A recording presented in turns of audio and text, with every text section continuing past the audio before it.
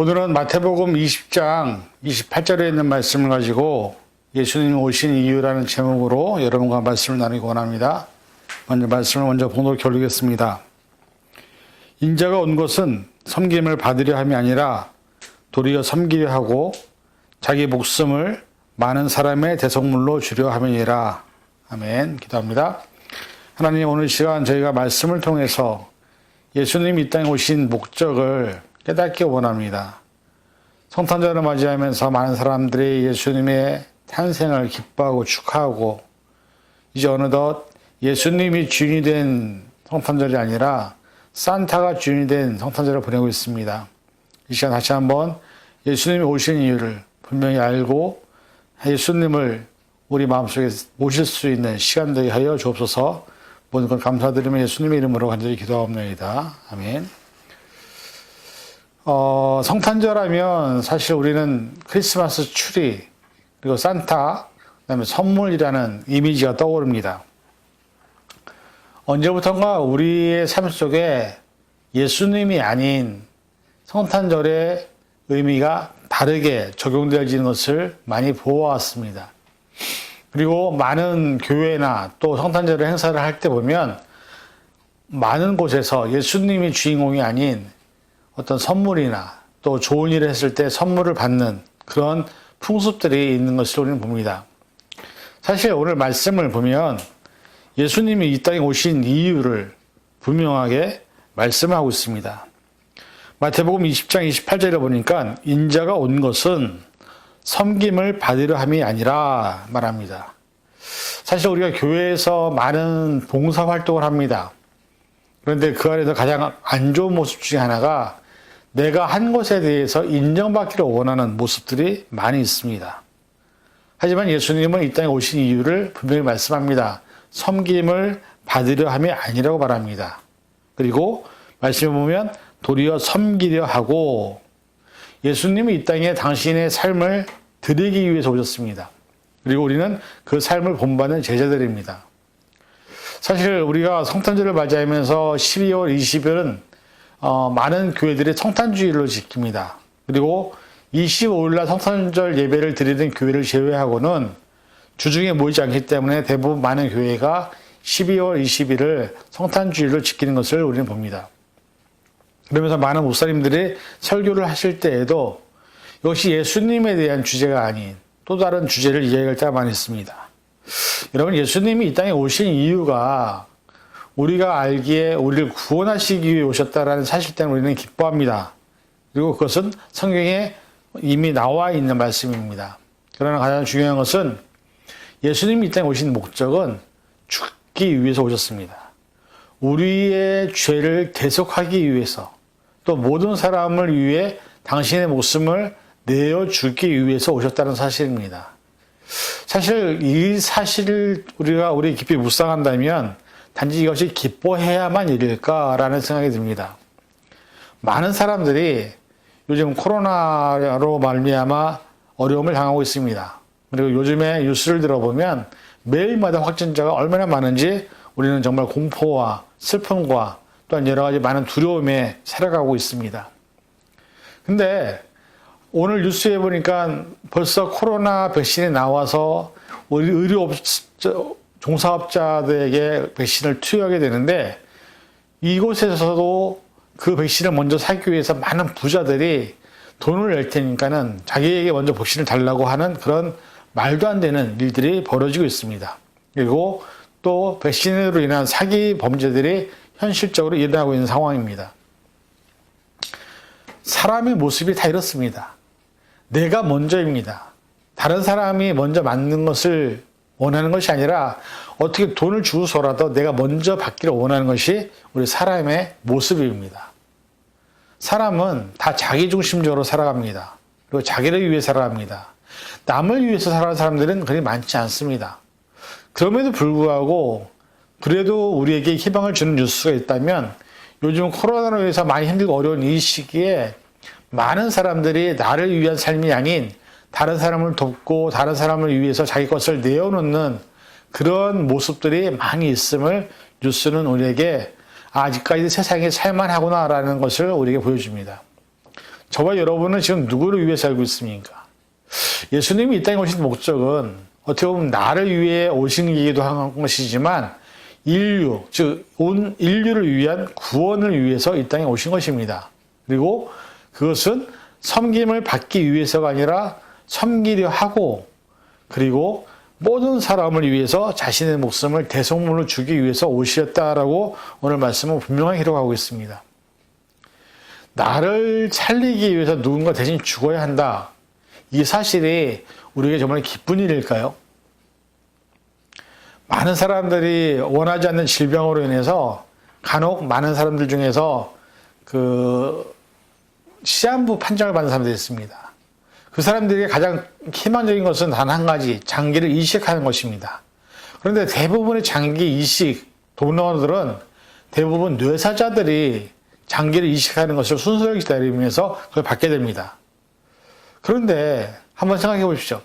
내게 필요한 장기를 얻기 위해서 다른 누군가가 죽어야만 한다면, 희생해야만 한다면 과연 그것을 받는 우리가 기쁠까요? 물론 살기 때문에 기쁠 수도 있겠죠. 그러나 정말 그 상대방을 생각한다면 이거는 기뻐할 만한 일은 아닙니다. 우리가 성탄절을 맞이하면서 예수님이 인류를 위해 이 땅에 태어나신 것을 축하하고 경배하고, 동방마사들이 그랬던 것처럼 또 많은 사람들이 예수님 기다렸던 사람들이 그랬던 것처럼 축하할 일이긴 하지만, 그것이 축하로만 끝나는 일이 아니라 그 의미가 나에게 과연 어떻게 다가오느냐를 우리는 생각해 보아야 한다는 것입니다. 다른 누군가가 나를 살리기 위해서 자신의 목숨을 희생한다. 그것을 받아들이는 우리가 단지 기뻐하고 즐거워할 만한 일만은 아니라는 사실입니다. 성탄절마다 산타가 주인이 되어버리고 선물이 주인이 되어버리고 또 크리스마스 장식과 또 어떤 가족들의 모임, 이것이 정말로 우리의 가장 중심적인 크리스마스의 본질이 아니라, 사실은 예수님이 이 땅에 오신 이유는 죄에서 우리를 구원하시기 위해서 자신의 목숨을 내어주기 위해서 이 땅에 태어나셨다는 사실입니다. 이 사실을 깊이 묵상한다면 우리는 우리의 삶을 돌아볼 필요가 있습니다. 나도 과연 예수님처럼 다른 사람을 섬기려 하고 있는가? 그리고 다른 사람을 위해서 내 목숨을 내어줄 만한 의미가 있는가? 가치가 있는가? 성경에서 가장 큰 사랑을 말하는데 그 사랑은 하나님을 사랑하고 내 이웃을 사랑하는 것입니다. 근데 내 이웃을 사랑하는 것에는 전제 조건이 붙습니다. 내 목숨과 같이. 다른 사람을 위해서, 즉 친구를 위해서 내 목숨을 내어주는 것보다 더 큰 사랑은 없다고 얘기합니다. 우리가 다른 사람을 위해서 나를 희생하고 나를 줄 수 있을 때 그것이 진정한 사랑인 것입니다.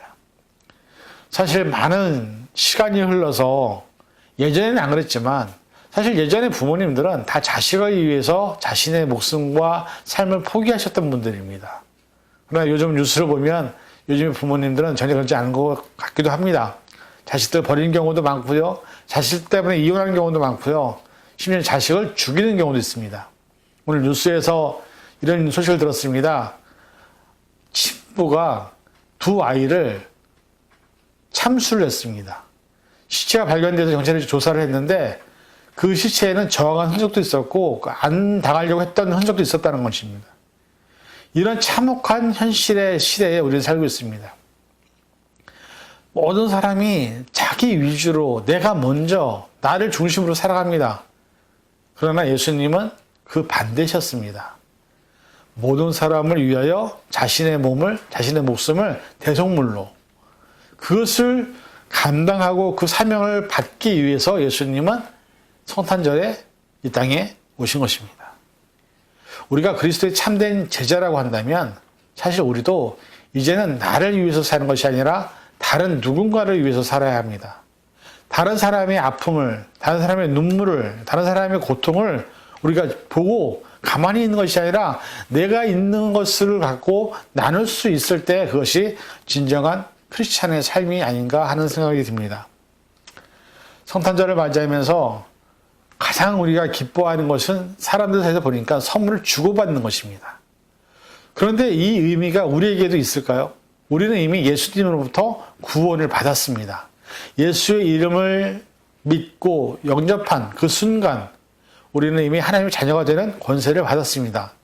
그런데 우리가 받은 것에 비해서 다른 사람에게 이 받은 큰 만큼 주고 있는 삶을 살고 있는지 돌아볼 필요가 있습니다. 사실 많은 자녀들이 부모님이 돌아가신 다음에 후회를 합니다. 왜 후회할까요? 받은 사랑에 비해서 부모님께 드린 것이 적기 때문입니다. 그런데 중요한 것은 우리가 받은 구원의 은혜는 사실 우리가 어떤 것으로도 갚을 수 없는 가장 큰 은혜입니다. 근데 그 큰 은혜를 갚을 길이 없습니다. 그럼에도 불구하고 우리는 나를 위해 살고 나 중심으로 살고 다른 사람이 어떻게 되든 말든 간에 그 사람에게 눈길 한번 주지 않는 것이 우리의 삶이 아닌가 하는 생각이 듭니다. 성탄절을 맞이하면서 또한 코로나 시대를 맞이하면서 우리는 지금 우리 주변에 있는 사람들을 돌아보아야 합니다. 분명히 우리 주변에 힘들고 어려운 사람들이 있습니다. 말 못하는 고통을 갖고 있는 사람들이 있습니다. 그리고 그들에게는 도움이 필요하고 그들에게는 정말 누군가의 따뜻한 말 한마디에 위로가 필요한 상황입니다. 그리고 코로나로 죽은 사람들이 얼마나 많습니까? 그 사람들의 가족들은 얼마나 슬퍼하겠습니까? 우리가 이제는 정말 성탄절의 의미가 무엇인지를 깨달을 때입니다.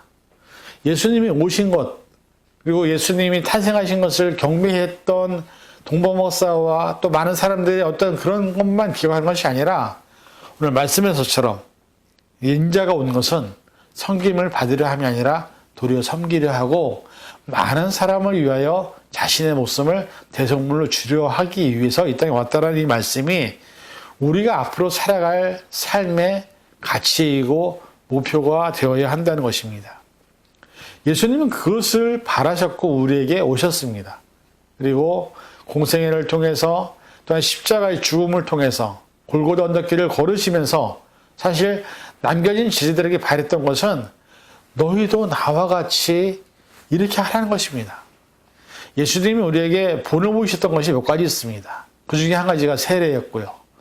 세례 요한에게 친히 가셔서 죄 없으신 분이 손수 세례를 받으셨고 또한 제자들의 발을 씻기시면서 섬기는 모습이 무엇인지를 우리에게 보여주셨습니다. 우리는 예수님을 제자라고 한다면 또 우리가 하나님의 자녀라고 한다면 우리가 다른 사람을 위해서 섬길 때 사실 한국에 선교사님들이 들어오셔서 수없이 많은 고난과 고통과 또 슬픔을 겪으셨습니다. 심지어는 모든 가족들이 한국에 있는 전염병으로 인해서 죽는 경우도 있었습니다. 그러나 우리가 시간 돌아볼 것은 그분들의 희생과 그분들의 헌신과 그분들의 수고와 눈물과 기도와 복음이 없었다면 한국이 이렇게 성장할 수 없었고 선교 강국으로 성장할 수도 없었다는 사실입니다.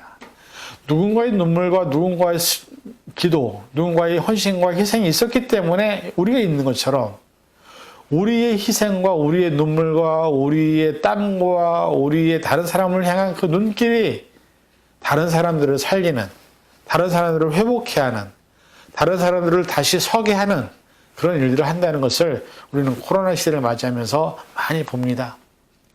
지금 교회가 문을 닫고 예배를 못 드리고 있습니다. 그런데 저는 목사로서 다시 한번 생각해 봅니다. 교회가 과연 무엇을 하는 곳인가?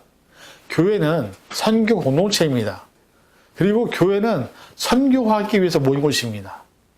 코로나 시대를 맞이하면서 필수 업종과 비필수 업종이 나눠졌습니다.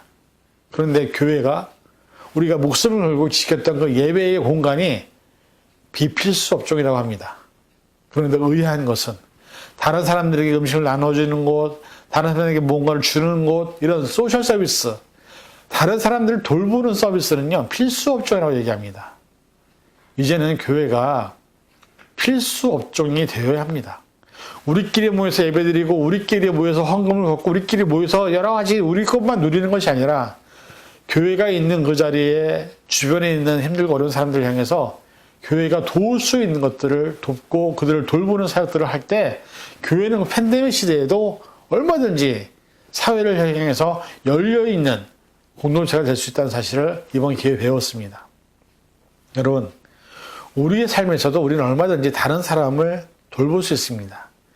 내 옆에 있는 사람이 얼마나 힘든지 어려운지 말 한마디면, 조금만 관심만 있으면 얼마든지 그 사람들을 향해서 따뜻한 말 한마디에 위로를 할 수가 있고, 내가 갖고 있는 것 조금만 나누어도 얼마든지 그 사람들을 도울 수 있다는 사실을 우리는 기억해야 합니다. 그것이 예수님이 사신 삶이었고, 예수님이 우리에게 부탁하신 제자의 삶이었습니다.